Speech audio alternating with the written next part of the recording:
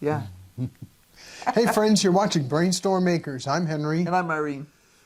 We live off-grid on a 43-acre homestead in the high desert of northern Arizona, about 1 mile above sea level. Well, in fact, as a matter of fact, we're sitting at 1 mile above sea level. We've lived here for 17 years. We're about 60 or 70 miles south of the Grand Canyon, which makes it kind of an interesting place. Right. We were talking the other day, we've seen a bunch of videos come out recently on YouTube about, oh, the world is ending, you know. It sort of made us think a little bit because we watched one family in Sweden? Yeah, Sweden. Sweden. And they live in a tiny, tiny little house that was basically... It was a shepherd's It was a cabin. shepherd's cabin. And they've added some stuff onto it, like an entryway so that they can keep the breeze from coming in so easily and stuff like that. And some bits and pieces here and there. And they have a little kid that's a couple of years old now. They raise sheep and chickens and some other stuff. But one of the most noticeable things about that location, well, they've got dried herbs hanging on the ceiling and all that sort of stuff. And some, you know, they're carnivores, so they have dried hams and things hanging up there too. But the place is paved with books. Paved with books. Now, I know I wouldn't be able to read half of them because half of them are not in English, although they have a lot of English books. There would be Swedish and Finnish because he's Finnish, she's Swedish. Right. But one of the things I have noticed, and maybe people just aren't showing it, you know, if we were to really take you on a tour of our house, we have books. I mean, we have hundreds of books. Probably thousands if we counted them all. We have thousands of books. Part of it's because we have areas of specialization, like Henry has a lot of electronics books. I have a lot of archaeology books, a lot of history books. I have the books that are necessary to have the documentation for doing clothing, for historic events, things like that. But we also have a lot of practical books. And we always have collected practical books. Well, you know, there's a lot of things that you can do in life, but one thing you can't do is know everything. No, just absolutely no way. And one of the things we figured out a long time ago was that, and this was really before the internet, was that we needed resources. So I remember one time working on a faucet, I don't remember even which one it was, while Henry was on the road somewhere on a business trip. And I whipped out my Reader's Digest Basic Repairs book and read about how faucets were put together. Did you know how a faucet worked at that point? No, I had no idea. I mean, you know, faucets work. You turn the knobs and, you know, and I probably had heard at some point as a small child adults discussing a leaking faucet or something like that. And I was aware, without knowing the correct terminology for it, about the concept of packing and the old style faucets and stuff like that. But I had no idea how they worked. So I sat down and it talked about the different types of faucets and the different stuff that's in them and how you could repair any of that based on what the kind of stuff was in it. And I went, okay, so what I need to do is take the faucet apart enough to figure out what part I need to replace. And I did, and the kind I had just had a washer and it didn't need packing. And I went to the hardware store and bought a new one and replaced the washer and it didn't leak anymore. So there's a lot of little things like that that can be done. You know, I've been working on 2 separate cars. First I replaced, well, let's see. First I replaced the windshield washer pump so that we could have some water on the windshield because it's wintertime and they put salt on the road on I-40 and it covers the car and it looks horrible, but worse, you can't see out. Right. And now I'm working on our Range Rover, which is now 21 years old, so it's not a new car. There's a lot to know about it. And for that kind of a situation, I have a book. A real book. There's a lot of stuff in this book. This is not everything that you need to know in order to work on that car. But it gives me a clue how to go about some of the tasks. Right now I'm dealing with needing to go deeper into the dash, which does not thrill me.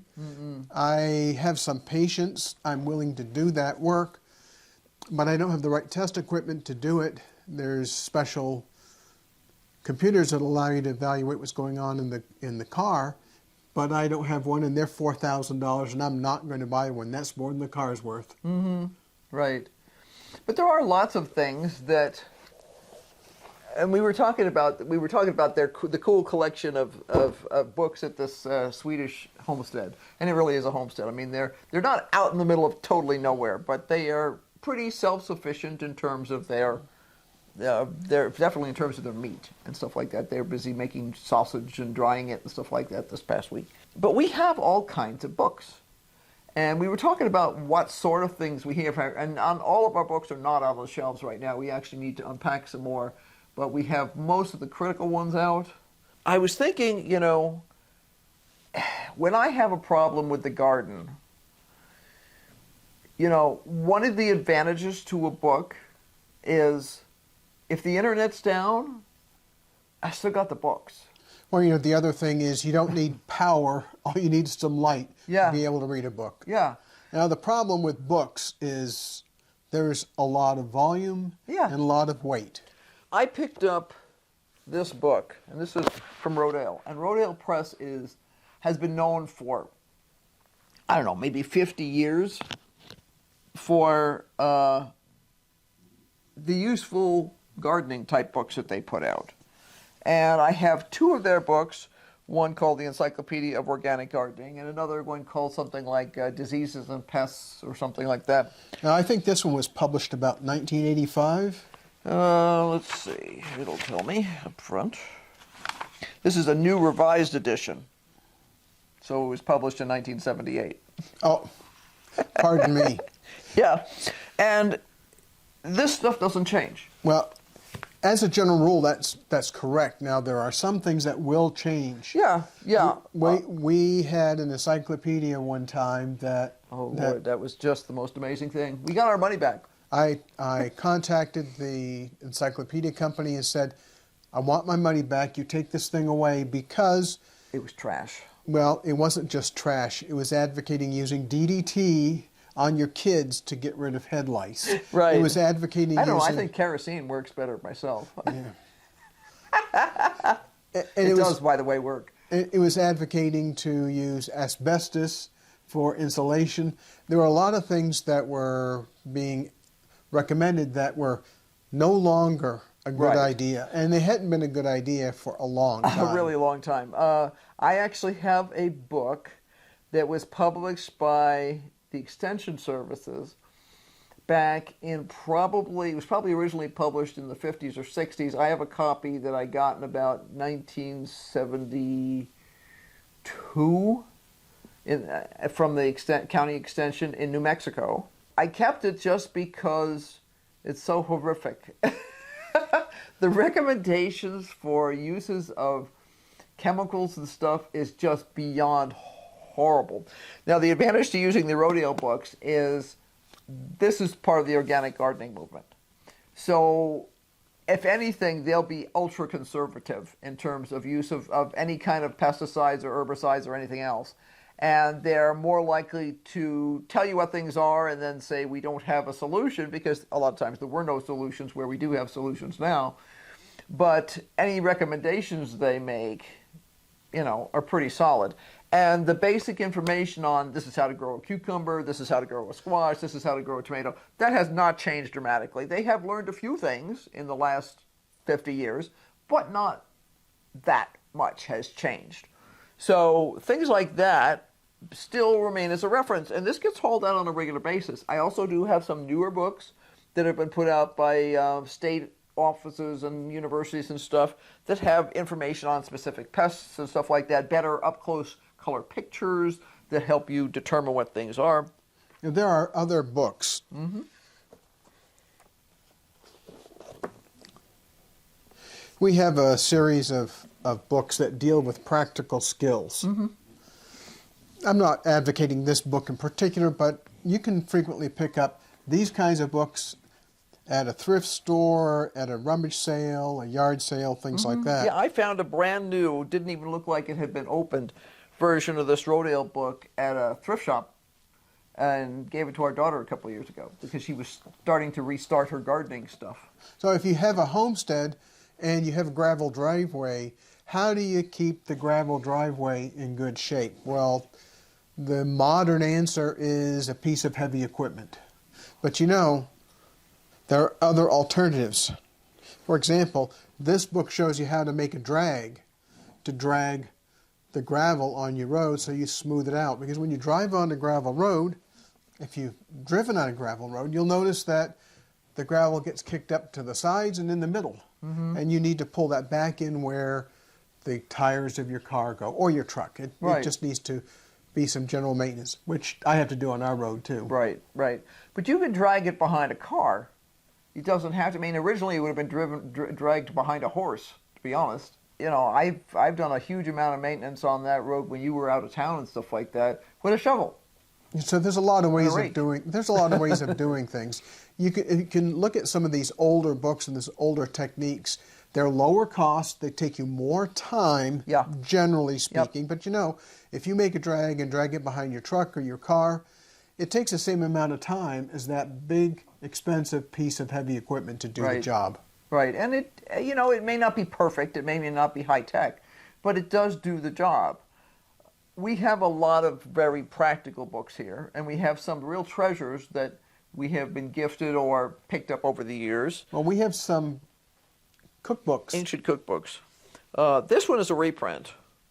It's an Oxford Classics book. Now, that's a reprint of a book, I think, that was published in the 1800s originally. Yeah, the original on this was published in 18... I want to say it was 1880s. So just after the Civil War. And it gives a lot of very practical, you know, baked mushrooms, how to, and it's basically designed for, I mean, our baked rabbit. A lot of practical things, you know, people...